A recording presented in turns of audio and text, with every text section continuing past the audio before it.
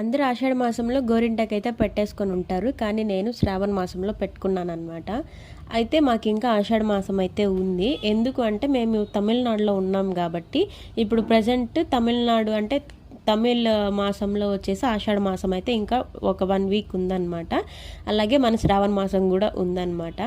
So అలా 2 మాసాల్లో పెట్టుకున్నట్టు ఉంటుంది అని చెప్పేసి పెట్టుకున్నాను. ఎప్పటి నుంచో అడుగుతున్నాను అనమాట మా హస్బెండ్ని. ఎప్పుడు ఆషాఢ మాసం స్టార్ట్ అయినప్పటి నుంచి అడిగితే శ్రావణ మాసంలో తీసుకొచ్చారు.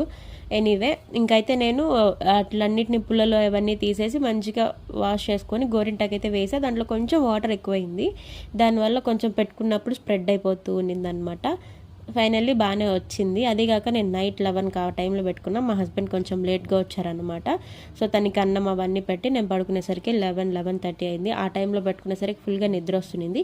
ఒక ½ అన్ అవర్ తర్వాత ఉంచుకొని వాష్ చేసేసుకున్నాను. ఇలా అయితే పండింది. ఎలా ఉంది?